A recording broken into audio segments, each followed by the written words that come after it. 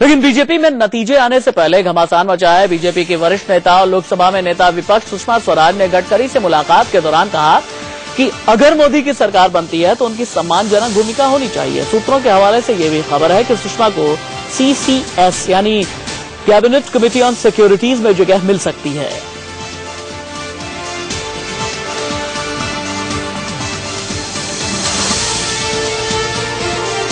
मेरे दो सहयोगी मेरे साथ में मौजूद हैं। इंडिया न्यूज संवाददाता राकेश सिंह इस वक्त लाइव मौजूद हैं। इसके अलावा मेरे पॉलिटिकल एडिटर मनीष अवस्थी भी लाइव मौजूद है। राकेश, सबसे पहले मैं आपके पास आना चाहूंगा। राजनाथ के साथ में सुषमा स्वराज की मुलाकात हुई है, गडकरी के साथ में सुषमा स्वराज की मुलाकात हुई है। मुलाकात में क्या हुआ, कितनी देर तक मुलाकात चली, सुषमा ने इन दोनों से क्या कुछ बातें कही?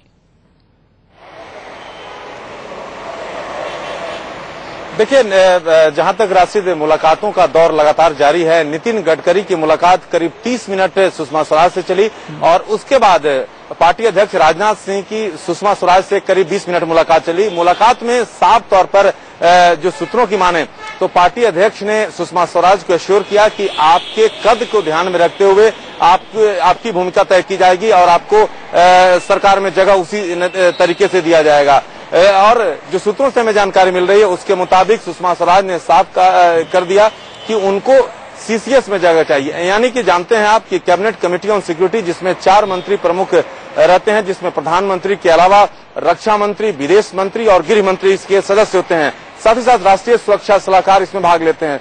तो ये देखना काफी महत्वपूर्ण होगा कि भले ही 16 तारीख को परिणाम आने हैं, लेकिन परिणाम आने से पहले ही बीजेपी में जिस तरह से नेताओं में खासकर सुषमा स्वराज को मनाने की लगातार कोशिशें की जा रही हैं और पार्टी अध्यक्ष और उससे पहले जो है नितिन गडकरी, उनसे करीब 30 मिनट उन्होंने मुलाकात की थी और साफ तौर पे कहा था कि ऐसा कोई कदम न उठाएं और इस तरह के संकेत नहीं बाहर जाना चाहिए ताकि जो है सरकार बनने से पहले ही जो है इसका गलत संकेत जाए।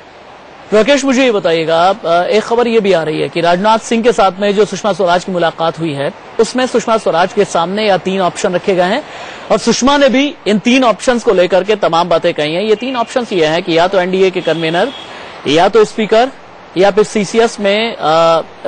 CCS में चेयरमैन की जो बात कही जा रही है। इन 3 ऑप्शंस को लेकर के क्या संभव है कि सुषमा स्वराज लाल कृष्ण आडवाणी से भी बात करें? देखिए, आडवाणी की भूमिका को लेकर है राशिद, ये जो विकल्प सुझाए गए हैं, क्योंकि जिस तरह से जो सीट को लेकर पहले जिस तरह से सीट को लेकर भोपाल सीट चाहते थे लालकृष्ण आडवाणी चुनाव लड़ने को लेकर, लेकिन जिस तरह से गांधीनगर सीट को लेकर उन्होंने नाराजगी अपनी जताई थी, तो अब पार्टी ऐसा नहीं चाहती है कि जो है उनको कोई विकल्प न दिया जाए। तो उनके सामने विकल्प रखा जाएगा कि आडवाणी जी खुद जो है विकल्प चुने, जो सूत्रों से हमें जानकारी मिल रही है। और उसमें सुषमा स्वराज को साफ तौर पे कहा गया है कि आप इसको लेकर बड़ी भूमिका अदा कर सकती हैं। और राकेश आप रहिए, मेरे सहयोगी मनीष अवस्थी भी मेरे साथ मौजूद है। मनीष, मुझे ये समझाइएगा, सुषमा स्वराज ने कहा है कि सरकार में मेरे लिए सम्मानजनक पद होना चाहिए। सुषमा स्वराज के लिए सम्मानजनक पद क्या हो सकता है? देखिए राशिद, जहां तक सबसे बड़ी बात जो दिखाई देती है, सुषमा स्वराज का जो सवेरे से जिस तरीके से घटनाक्रम चल रहा है, उनके घर पर बड़े बड़े नेताओं का जाना और फिर गडकरी के साथ उनकी मुलाकात, उसके बाद राजनाथ के साथ मुलाकात, तो ये समझना होगा कि संघ हमेशा से इस बात का संकेत देता रहा है कि पार्टी में सबसे पहले एकजुटता हो, यानी कि यूनिटी इंडेक्स बना रहे। अगर इस तरह से सुषमा स्वराज अभी से नाराजगी दिखा रही हैं तो उसको लेकर संकेत गलत जाएगा। अब जहां तक सम्मानजनक पद की बात करें तो नेता प्रतिपक्ष रह चुकी हैं और उसके साथ साथ सुषमा स्वराज जो अपने आप को बीजेपी में पाती हैं, वो सोनिया गांधी के समकक्ष देखती हैं। तो उन्हें यह लगता है कि उनका सम्मान तब बना रहेगा जब वो उनके समकक्ष, उनके आसपास रहें। सूत्रों की, विश्वसनीय सूत्रों की अगर माने जो जानकारी मेरे पास आई है, उसके मुताबिक सुषमा ने ये कई बार अपने गिने चुने करीबी लोगों से भी कहा है कि मेरा कद जो है वो तो सोनिया गांधी के समकक्ष का है। तो इन सारी बातों के मद्देनजर अब जो उलझन पार्टी के सामने है, और वो भी आज शाम को जो गांधीनगर में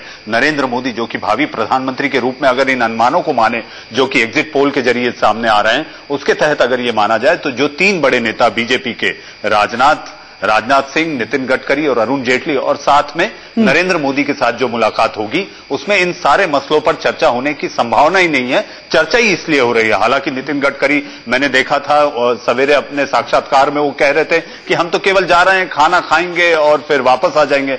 मुझे ऐसा लगता है कि ऐसे इतने नाजुक दौर में, जबकि पिछले कई समय से लगभग 1.5 दशक से ज्यादा बीजेपी ये सपना पाले हुए थी, संघ ये सपना पाले हुआ था कि भाई भगवा फहरे, लाल किले पर भगवे का पहचान हो, उसका चिन्ह हो। तो इन सारी बातों के मद्देनजर ये सारी बात साफ है कि जो ये 3 नेता जा रहे हैं और 4 नेताओं की जो खिचड़ी पकेगी उसमें आडवाणी भी होंगे और उसमें सुषमा स्वराज भी होंगी।